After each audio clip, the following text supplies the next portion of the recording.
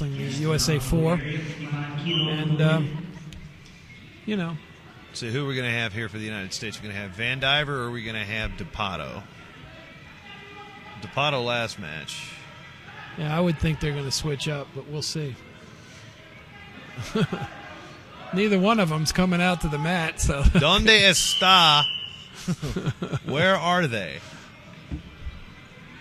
Looks like DePatto's pulling up his singlet. So.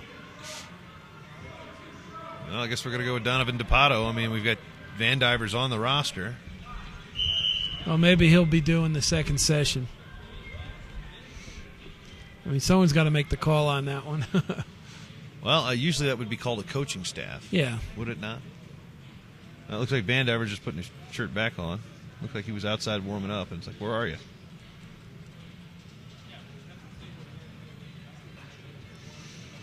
All right, well, Donovan DePatto of the United States, Aleksandrov, I believe, for Bulgaria. Representing the Marine Corps here is DePatto.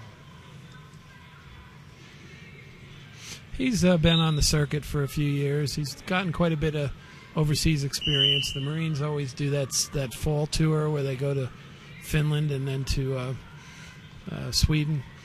And does a lot of training out here with the U.S. Olympic Training Center as well. One of those guys that can win matches at our national tournaments and make an impact, All-American quality Greco-Roman wrestler. Trying to snap and spin on that one. No score here in the early going.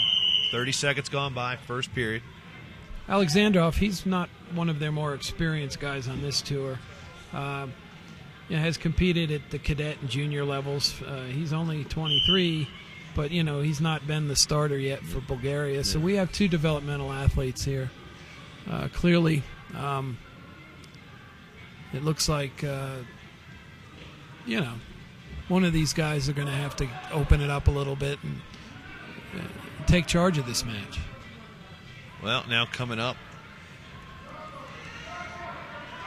20 seconds to go till we get to parterre, and as far as you were saying, you said the evil folk style word, didn't you, Gary? Well, there's a couple guys just sitting over here with quite folk style careers. Matt Valenti and Raymond Jordan up in the stands, obviously in town, still training prior to Sunkist. Yeah, I was speaking with Valenti. He was watching some of the videos from the Krasnoyarsk tournament, the Urigan going on in Russia this weekend with the freestylers. U.S. wasn't able to put anybody into the finals.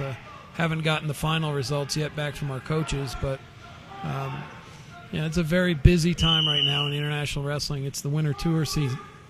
And while we're wrestling here in Colorado Springs, our freestyle men and women are over in Russia.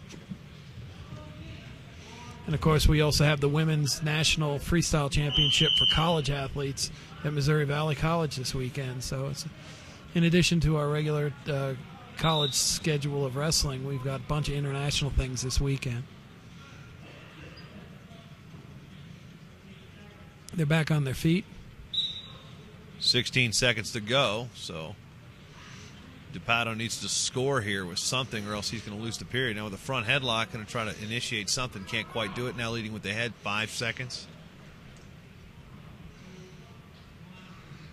And that'll end the first period where Aleksandrov will win it 1-0. Well, we'll see exactly what DePatto does differently in this period, if anything.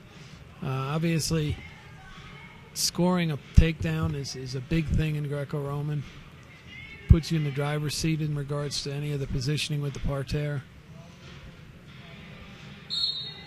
DePatto's second match of the day, even though he's splitting this weight class. The American coaches have put him out twice in a row, and we'll see what kind of stamina he has now. Here we go, second period.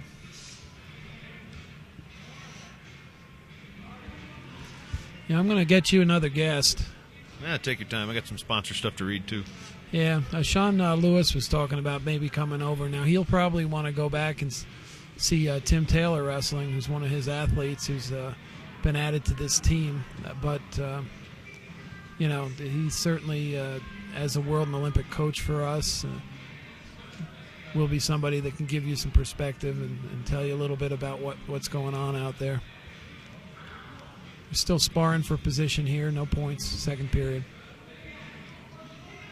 1:18 remaining. DePatto in the red for the United States, representing the U.S. Marine Corps, and Aleksandrov of Bulgaria.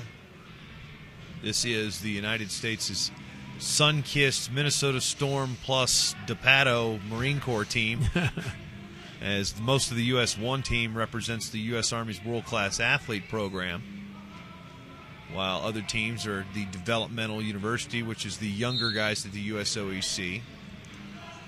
And then, of course, there's the team which we saw the first 2 rounds, pretty much represented by the New York Athletic Club. So, as we had a chance to talk to Dan Chandler about the camps kind of scenario, it seems like Greco is more refined in terms of which teams, which camps are working out with versus the freestyle where you see a lot of club jumping and such.